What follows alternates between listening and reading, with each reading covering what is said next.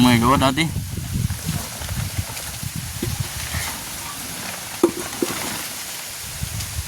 คือว่าบุมีฮอนน้ำน้ำมันกระทางอะไรกันเถอะมึงใช้ไปตั้งน้ำไว้บ่คนยังบริตักมาต้องรอตัดเพราะว่าต้องใส่รถมันไก่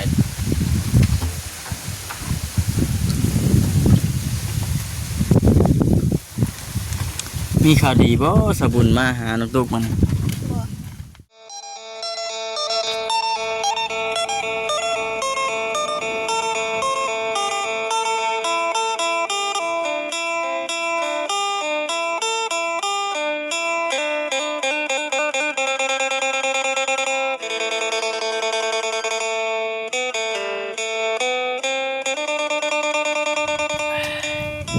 เรือน้องตุกขึ้นมาไปเห็นปูคนพอดีเอาพี่น้องเอ้ยก่อนอื่นก็ทักทายสบายดีพี่น้องเนาะน้องตุกโดยสบายดี มาได้ใส่ มาเตะเขาเพื่อนนี่เนี่ย เอาเพื่อนให้ยายอีกเลยเพื่อนไปทางใด เรียกเพื่อน เจียไปส่งเขาให้ลูกชายเราเองนะมาฮอดปุ๊บเลยก็เฮ็ดนักกินปลาเลื่อนเนาะ จับไฟของเขา ไปเขา หนึ่งข่าวตอนเที่ยงเลย เขาคิดว่าชาวบุญเขาไปถ่ายเจ้าโบแมนบ่ฮะเขาเห็น มา ฮะ เขามาไปลงลุ่ม เอ้า ลงขึ้นยานะ อืม เคยไม่ได้เห็นเจ้าบ่ใช่ฮะ เป็นกระเตงและดู เห็นอยู่ถ่ายคลิปอยู่ ไอ้ยิบยีรมพุทธจำพ่อจังว่าถูกเห็ดกับเขาคุณเอาไว้เนาะ มาเตะมาบอก โดนเติบแล้วมานั่งดินกับน้องมวยฮะสมมติเราเล่นปุ๊บน้องมวยก็ได้ อาจารย์เนาะ เราย่านมุ้ยน้องตุ๊กเดือดย่านเราน้องตุ๊กขึ้นที่ย่านเลยเนาะชื่ออยู่ ต้องคืนกับย่างเมื่อบ่นี่นั่นคืนฮะมันย่างบ่ย่างแต่ตอนเว้นบ่คือว่าไกลเติบสิเนาะ เราไม่ได้ไปเลยอย่างบอก ย่าเฮ็ดเดี๋ยวบ่ทานมานี่ผัวนะ ยาเห็ด ตอนเฮ็ดเดี๋ยวพากันคลายเบิดดีเนาะ เห็ดไว้ขายบ่ได้เห็ดไว้ดังก็ดีดิจริงๆป้าไว้กูจะ4 สอบ5 สอบเนาะ เนี่ยน้องๆเพิ่นเฮ็ดตอนนั้นน่ะทานนะตอนเอามาถ่ายตอนนั้นก็ขายเป็นเท่าไหร่ นี่ปัจจุบันขายเบิดมันนี่ใส่พื้นบัด บ่เมื่อยบ่น้องตุ๊กย่างไปย่างมาน่ะเมื่อยอยู่ติบ่คือเลยเนาะตะกี้เนาะอยากเล่นก็บ่เล่นแล้วบัดนี้ แค่คือว่าจะไปผากทองไปมื้อละ ไปเลย ไปแล้วบ่ หมอเป็นบอกว่าอีกทิศจะไม่ เอ้าผากแล้วบ่อ้าว ผากแล้วเพิ่นจังนั้นให้อีกทีนึงมาอีก เพราะ จะไปก็ไปบ่ได้ตัวบ่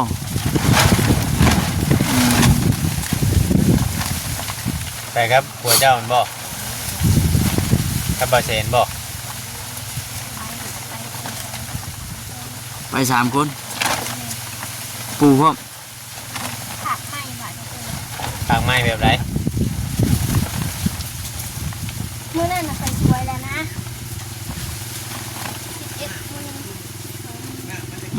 เพิ่นเลยยังบ่พากให้มื้อใดบัดนี้อีกมื้อใดสิไปอีกบัด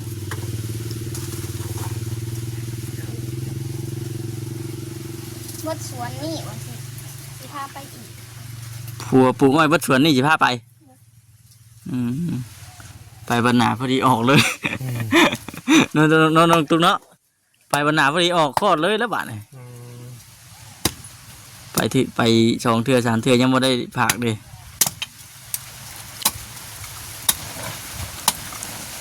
ไปเสียนทอง ไปเชียนท้อง โ อืมเพราะจะว่าเบิ่งเงิน ตอนเช้าน่ะบ่ได้นึ่งข้าว ไม่หนึ่งเขา ตอช้ นะเบิ่งนี่เนาะ นึ่ง มันเบิด อุ่นเขาเย็น อ๋อมานี่สิอุ่นข้าวเย็น อุ่นเขาเย็นมาสั่ง แต่นี่น่ะสินึ่งข้าวตอนเช้าตอนเช้าน่ะบ่ได้นึ่งข้าวจานน่ะ บ่ได้มาบ่ ออกเต็มติ๊บได้มาสั่งติ๊บ ให้ นี่ เบิ่งที่หน้านี่ช่วงเมื่อยให้เบิ่งที่หน้านี่ มือแข็งเลย มาหอดเด็ดปั๊บแล้วติถ้าเมื่อยก็ไปยัง เบิ่งที่หน้านี่ช่วงเมื่อยอยู่ อดเอาพันหนึ่งต้องสูงและเอา เมื่อยก็อดเอาติ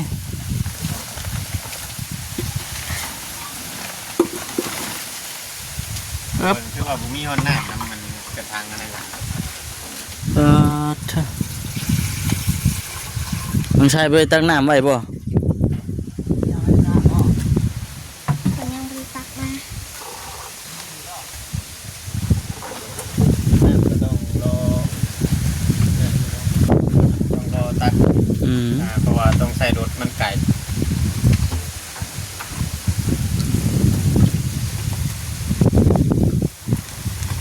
มีข่าวดีบ่สบุญมาหาน้องตุกมัน บัว ฮะ คนมาหลีกนั่นคือ บ่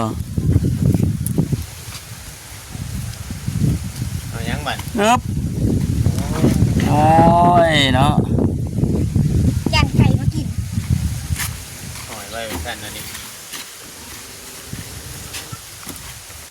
มาแล้วว่างแล้ว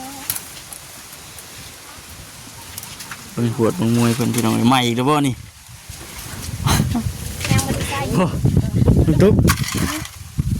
มาตะกี้คือว่ายังบ่ทันน้ำใหม่ หัวเห็ดใหม่ ผู้เฮ็ดใหม่เลย ไม้แห้งบ่ได้พื้นขวดอันนี้นี่มันอย่างไม้กับมวยน่ะบ่ไม้ เพิ่นมื้อนะเพิ่นซุ้มใส่บอกไอ้พ่อซุ้มใส่ร้ายให้ลูกอยู่ เราหิวข้าวแห้งไปจ้ะ เนี่ย ก็ล่มมาดิพี่น้องเอ้ย หน่อยจะหายหน่อยก็หัวยังไม่หาย จะเบิ่งเนาะจะแล้วได้ลูกนะแบบนั้นเลยน้องตุกเลย ลำบากหน่อยที่นอน โทษก็แบบนั้นนั่นแหละ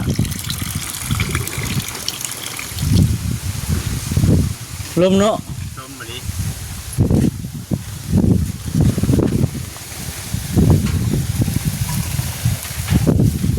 ร่มมีสองมือ บ่ได้มีข้าวเย็นปกบ่มันอย่างนั้นทุกแล้วบ่มีข้าวเย็นปก ลมแม่อยากเป่า ฮะ อย่าเผาชุ่มใส่ได้เลยอันนี้เด้อแต่ใหม่วันนี้เดี๋ยวบ่มีเท่านั้นสินะ เออ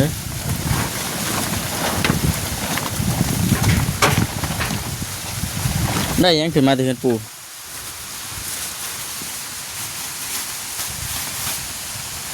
โจ้หมักนาว มังนาวเนี่ยมาเฮ็ดอะไรกินนี่จ้ำเกลือบ่ กระปุ่นปลาเถอะ สิตำบ่นี่ นักกินนะนี่ได้ ใส่อยู่ เนาะ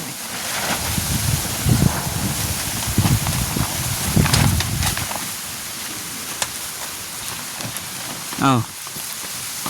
เก็บถิ่มไปน้ มีผัดมะเขือ ำหืม ลืมเอาผัดมะเขือคือว่าเนี่ย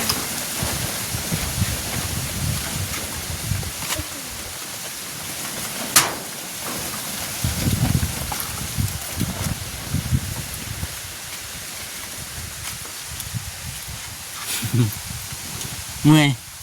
ถ้าบ่มานั่งอยู่พี่ นั่งอยู่พุ่นก็ได้นะตัวมันจังบ่ลมโอ้ยผ่าน่ะนะเนาะเบิ่ง ต้มมันมาม่านี่กินก่อน เนาะนี่มันจะได้กินไว้ ไม่อยากบ่กินข้าวบ่ เราอยากวันได้เขา ยังบ่อยากบันได ขนึงฉัน หนึ่งไว้ เห็น เนาะ ไว้บ่ แบบเอ้ย ประมาณจังมุ้งผัวยังสิมากินน้ำบัน บางมือก็หา6 โมงแล้ว มายัง อุ้ย วีเออ มีของแท้ วีของแท้มียังเหลือแต่3เล่มเขียวกัน หมวยก็ลงตกลงมา ลมเลยแต่เช้านี่ไอ้มาเห็นอยู่เทิงพุทธ สิเมื่อยอยู่หรอกเบิ่งแล้วนี่เนาะในลูกให้กูนี่ลูกเอ้ย เออ เตรียมตัวเตรียมใจไว้โลดเจ้าพร้อมรับมือเสมอบ่ บ่าวนั่น บ่าวยังบ่จิต บ่าวจิต ดูเพิ่นสิว่าได้คำหนึงก็เพิ่นง่ายโอ้ รถนันคา นี่ใช่ รถพอดน้ำมันรถเบิดแหละเปิดจอดไว้กลางทางเลย อืม ก็เลยก่อนมืดเลยบ่าวจิตเมื่อวาน มันยึดรถตันทางแล้ว เลย ทำเมื่อบ่ได้ เลย เป็นคำก็จังเห็นเพิ่นเมื่อเลิกจากคืน บ่ ฝนเป็นออกจากบ้าน แล้วเพิ่นเล่นไปสวรรค์แน่แล้วก็เพิ่นเล่นนะพี่นี่ นี่ 3 โมงมาฮอดนอก อืม ไปค่า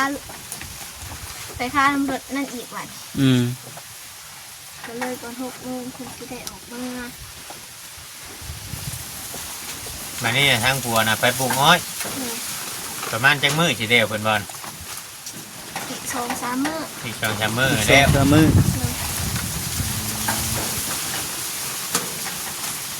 หลายไร่เลยแหกคอ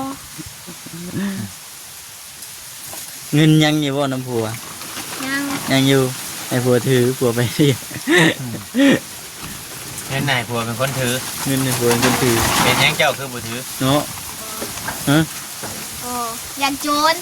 เงินโจร เลย เจ้าแห่งใครกลัวผัวเจ้าได้จะอยู่น้ำบ้านเนาะ อ่า ไปสิมาปุ่นอยู่น้ำบ้านตอนเว้นผัวบ่ย่านน่ะผัวเป็นห่วงบ่เพื่อนไหน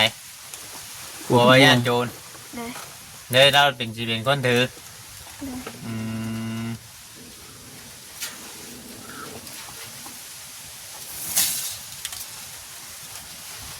แปลกแท้มัน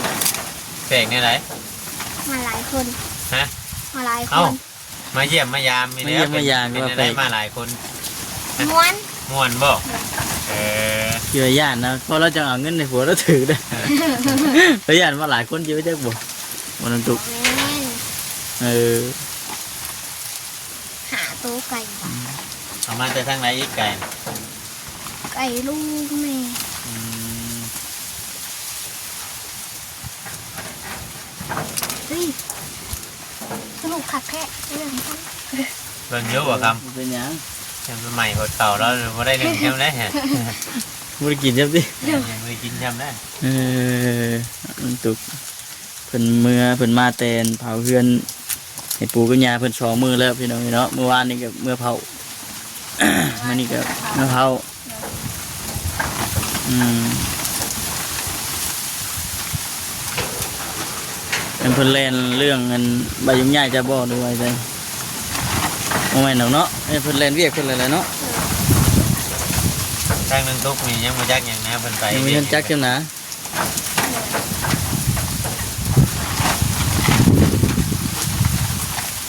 ลงแต่เศร้าสิมาสาร มันแต่6 โมงพุ่น เลย เพิ่นไปแต่ดึกดิจ้ะเนาะ เลย เป็นอะไรท้องคนหน่อยคนแนวบ่ได้ดิ้นได้หยังบ่ธรรมดาแล้วบัดแต่ไปหาหมอน่ะเพิ่นบ่ได้เอายาให้ครับแต่เพิ่นว่ายังบ่ฮอดมื้อฟ้าคนน่ะติต้องมื้อใหม่เด้ อืม อืม ต้องรออีกก่อน เลย เพิ่นนัดอีกวันนี้จังไปบัดนี้ เลย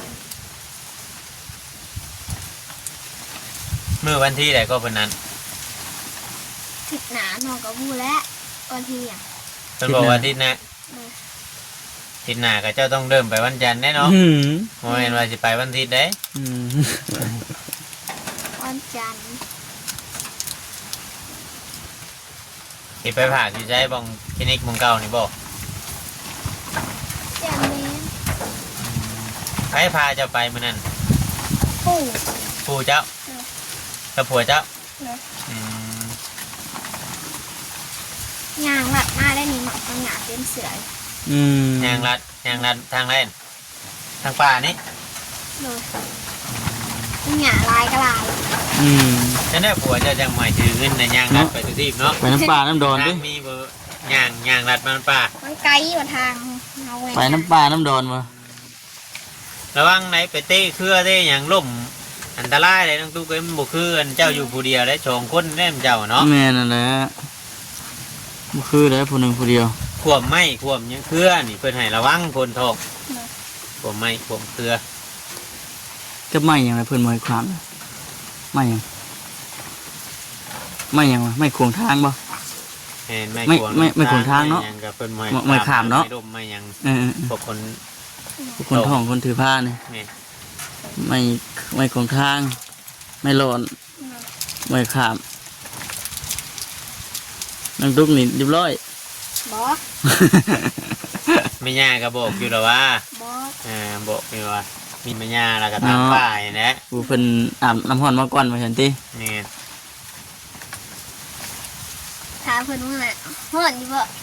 อยู่ใครเนาะโอ้ยเราจะถามเนาะเดี๋ยวซุกของเขาของเราอะ ฮะ ไป แล้ว ป้าเจ้านะ ป้าเลย จะถามแล้ว เกือบสุกติ แล้วถามแล้วว่าห้อนบ่นางไฟดิแล้วว่าเกือบสุก เลย เจ้าเลยย่านบัน เราบ่ย่านแหละ ต้องลองเนาะ ย่างก็ต้องได้เจออยู่แล้วนั่งดุกนะ ต้อง ยา ล ม อง หนาวดิ อยากพ่อก็ได้พ่ออยู่แล้ว ใคร ยามหนาว ยังหนาวแล้วให้ตุ่มไฟเขา หนาวแล้วบ่เดี๋ยวนี้รู้สึกหนาวแล้วบ่ ยามเดือนหนึ่งเราแห่งใด อืมบัดเป็นพวกนั้นมีพวกหยังป้าไว้ทั้งนอกทั้งหยังแบบนี้ได้เฉพาะย่านคนหลังบ่ ป้าเพิ่นเผาให้ ป้าเพิ่นเผาให้มีจังห้องเพื่อนนำ สอง ช่องห้องคือบอกเอาเข้าไปเก็บไว้ห้องหนึงเอาเครื่องเอาของเก็บไว้ห้องหนึง เกรงใจเพิ่น เกรงใจเพิ่น แต่สิเขับไปนอนอยู่หันก็ได้ที่กันมีสองห้องแต่ว่าขอบว่าความเกรงใจเนาะเลยพากันออกมาอยู่นี้ พอสิจัก ฮะ พอสิจักไปเบิ่งก่อน ให้ว่าคำเบิ่งเจ้าย่างออกไปออกมามันสินั่นเนาะครับ เอาผมดู เบิ่งอยู่ยังหากระข้างกินนี่ข้าวมิตรข้าวสาร อาย เออ ยังบ่มี มิตร คน ข้าว อาย สารมันบ่ได้มันบ่ได้สุกง่ายเด้อข้าวสารบ่คือข้าวเย็นเด้อ ใจห้อนกับไฟนะทุกนี่แป้จะอึกเลยนะทุกไฟจะ มันบ่สุกไว้ดอก เราเช็ดหยังกินมัน เมนูยังมื้อ ตาม นี้ กระปุ่นบ่ ตามกระปุ้นกินกับข้าวมันกินได้บ่ตามกระปุ้นกับข้าว แกงหน่อไม้นี่ ปึ๊บบาท แกงหน่อไม้ก้อนสีต หามือเลยยังกินไม่ มาเมื่อไหร่คือว่าแกงแต่ละไม้เด้ ำ ไปเอาน้ำไม้ใช่อีกว่านี่ก็ไปหามันสิปงไว้แท้ หน่อไม้ไหล ไม่ไรใช่ โบโหน้ำยาใส่น้ำไม้ใส่ ย่าบ่เป็นคนไปเอานะ ยาเป็นพวกแกง สิเมื่อเอา นี่เอามาเลยดิ เอามาเด้ป้าหิวไปกินเด้ ต้องแบ่งไว้ให้น้องตุ๊กน้ำบอกกันอยู่บ่ บอกแล้ว บ่ได้แบ่งใช่ไหมจ๊ะ ว่าเขาหายเลยบูแบ่งให้เขา เนาะ เอาแล้ววัน หิวข้าวบ่ไปไหนไม่ได้ไปเอามากิน แต่หิวอะไร เขายังมือชุกว่า ของนี่สู้ หนึ่งไว้ละลายแล้วแม่ตอน เนาะ เช้า อันนี้ว่ากันเนาะเด่นว่ากันหนึ่งเฉพาะกินเดี๋ยวนี้ แม่ ของแม่นกถามผัวบอกพ่อมาเถอะนี่พ่อแล้วหมายนี่มาเบิ่ง หนึ่งกะให้มันหอดตอนแรง เมื่อเห็นย่าไม่ได้กินบ่ขับกินนี่ กินแต่ตอนเช้า เมื่อเช้านี่เมื่อกินอยู่พุ่น เลย มาตอนเที่ยงเนาะมากินพี่ เลย เดี๋ยวอยู่เพื่อนไปก็กินแน่เนาะ อืม เอาเลยเมื่อเผาเพื่อนเพื่อนไปกินในเพื่อนย่า ปันกินกระปุ้นไม่แล้ว หึ กินกระปุ้นมาแล้ว กินกับปุ้นแล้ว เดี๋ยวทั้งอยาก ห้องท้องแล้ว เลย ปุ้นห้องท้องไปได้ยังอยากอยู่ เลย ตัวนั่นนะกินลูกเจ้ากินตัวน่ะ เนาะ ต่อไปก็ยังเงินเจ้าอีก แม่นนะ สองคนเด้สองคนกินเด้ เลยลมแห้งนี่ได้ กลางคืนบ่ลงบ่อนอัดบ่อนนี่นะอัดเลยได้ ตอนคืนอ่านลงบ่อน้องสุก เอาผมอัด เออ พอโพงปวดตรงนี้ เลย อืมอืมอืม